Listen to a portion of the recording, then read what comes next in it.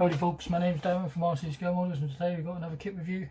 This one's from this one's from HobbyBoss, 135 scale. It's the Swedish CV90-40C. It's the armoured personnel support vehicle. You see on the front it's done in the UN markings. Also you can do it in the Swedish green. I'm going to do mine in the US markings. There's a little bit of information on the kit and the history of the vehicle. Kit came out in 2011. Kit number is 82475. We created with the typical worksheet, markings and stuff with completely stuffed with styrene. So we'll take a closer look at this.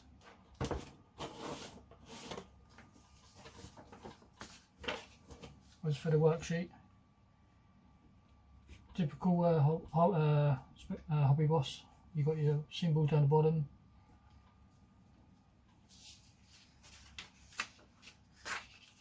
Your first step page is all your sprue map and all the parts. Your first step is your bathtub hole. You've got your suspension arms, and then you've got support brackets. For the dry sprocket, we have these pieces as well, more supports. Dry sprocket, road wheels, they come as two halves. This is the back of the vehicle. This is the back door and back structural plate. You've got a couple of holes to drill out. And then on the back door itself you've got some steps and grab handles all to go on, and armour plating, and some PE parts, some Pioneer tools, some shovels going on, and PE clamps, more armour plating, steps, and some more pieces. You can attach the steps on open, down or closed position. There's a couple of PE parts on the steps.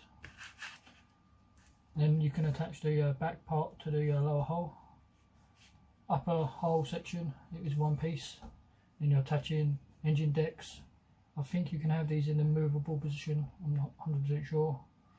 But you don't want them open because there's no engine anyway. So engine deck going on, commander's cupola and hatches and stuff, and some tools. Me, I like to leave tools off to the end. Turning the upper hull over, you've got some lights going in, then attaching the upper and lower hull together. All those wheels that you previously built can go on.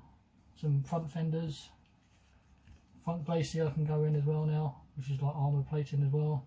Dry sprocket and turn roller. I would advise leaving this free so you can adjust the track. The track is not rubber track, it is link and link tracks, which is a nice bonus in this. Unfortunately it's just link and link. You do have to put in the rubber pads because they're separate, so the actual track links are separate, and then you've got loads and loads of pads to do. Side skirts going on, more photo etch grills and stuff like that. We have mirrors going in and tow cables, and then the turret itself and gun, main gun, two halves to barrel, and you've got the piece on the end. Let's imagine it's slide molded. I wish the barrel was one piece, but unfortunately it's not. I was looking for a metal one to buy, but they all sold out everywhere at the moment. I can't seem to find one. We have the gun breech and gun mat and the stuff like that. Inside the upper turret, and then the lower turret and upper turret get sandwiched together to sandwich your gun in. Flipping that over, we have all small detail parts going in. This is another hatch, and then hatch being open or closed. We have a light, which is here. This is the hatch. Spare tracks, smoke dischargers, more spare tracks, more smoke dischargers. Here there's some more grab handles, and then the upper turret and lower vehicle being put together, and that's your completed model. Is ready for paint. As for the marking options, you get the UN markings. You don't see many vehicles done in this, so I'm going to do mine in the UN markings. If you don't wish to do that, you can do the Swedish standard army colour, which is green. They are Mr. Hobby colours. So the Swedish green colour, they're calling out for light green, which is 303. And as for the white, they're just calling out for H1, which is just flat white. But I'm not going to do pure white because it's too bright. I'm going to dull it down a little bit, possibly with a little buff, or maybe a little bit of grey, so it's not so bright. Let's start with the upper and lower hull and turret sections. So in here is the lower hull.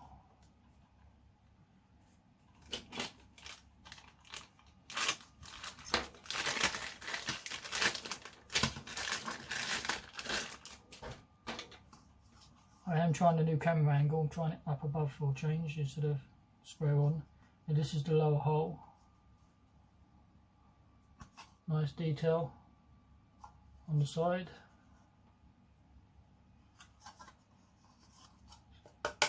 Typical HobbyBoss's plastic, thick, nice and sturdy,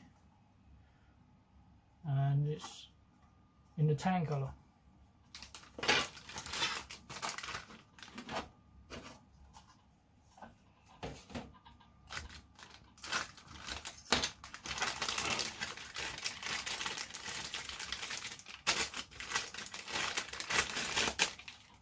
This is the upper hull section, again all nicely done. It should fit the lower hull nicely. This will be the front.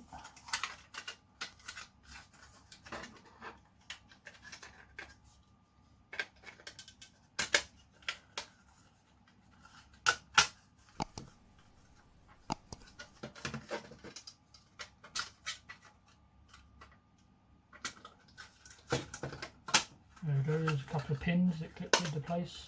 But we have got a front brace here to go on and stuff. But it's quite a large vehicle for what it is. We do have nice texture, all anti-slip all over the front. Nice texture on the sides. It's smooth on the sides because you've got side plating and side skirts go on, so it doesn't really matter, but there is nice detail there.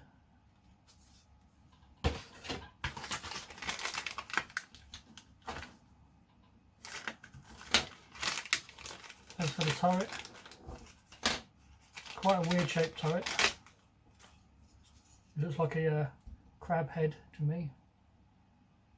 But again, it's got all that anti-slip texture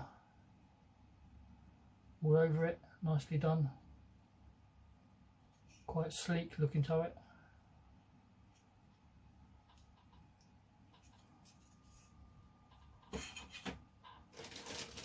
In this bag is the side skirts and the lower hull of the turret, and some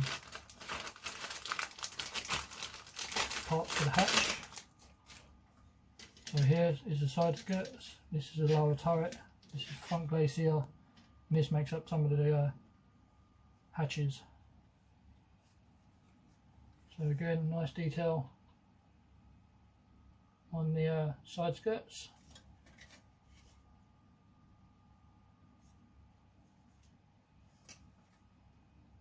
Really cool stuff.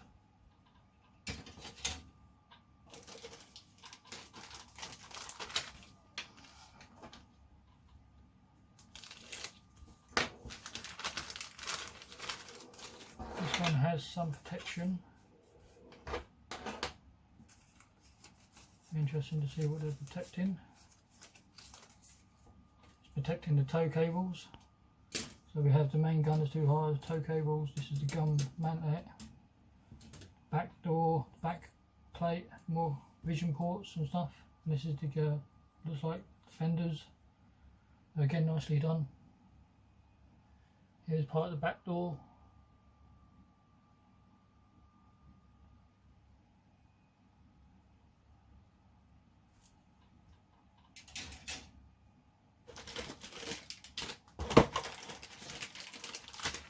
So we get, looks like 4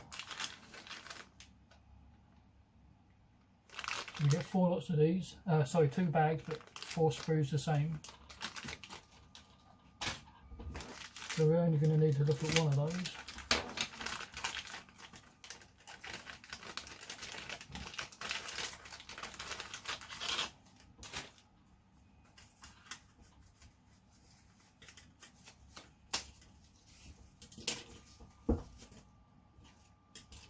So we have the main road wheels, suspension arms, and these are inners for the road wheels for extra thickness. So nicely done. There is nice detail on those wheels. That's the inside, so I had it run the wrong way.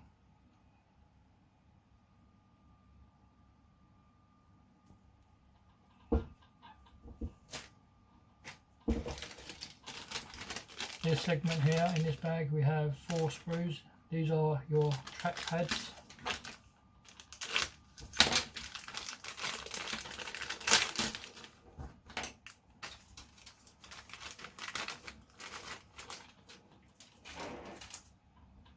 Don't know how well you can see these because this is dark up against the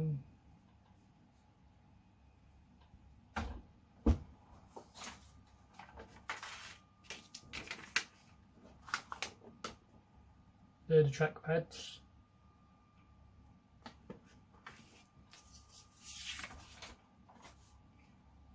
Being this going to slot in, you might want to paint just one side, the rubber black, and then you probably could get away with just painting them on the sprue and then clipping them off and then just glue them into place carefully.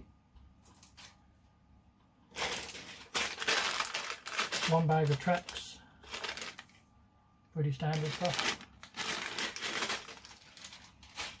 That's probably the worst bit on building a tank, in my opinion, is tracks.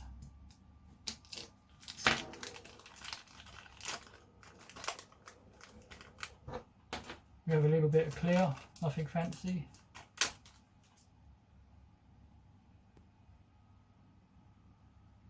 Which is just vision ports.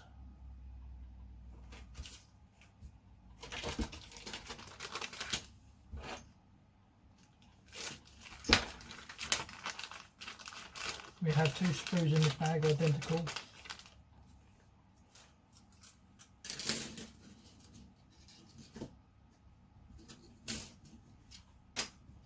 So here we have some stowage doors, and these are your drive sprockets and return rollers and some spades and stuff. Pretty standard stuff. Nicely done.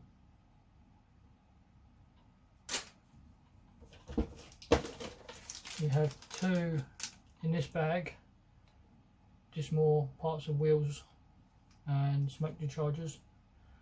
Nothing fancy on that one.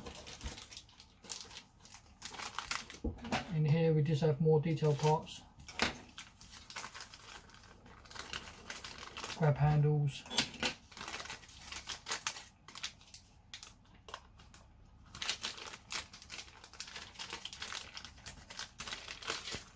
I do like this, where they do take care of their parts, especially on HobbyBoss.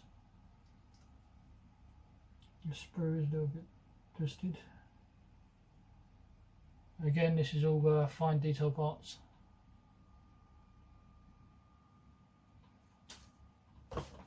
And now, last 2 pieces, the markings and feather etch. There's the feather etch parts, grills and structural parts, basic stuff.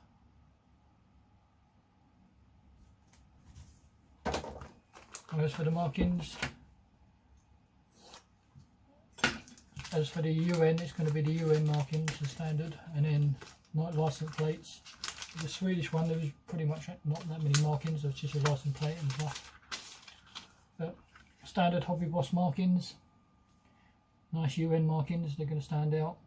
And then we've got the license plates for being in Sweden. Pretty standard stuff.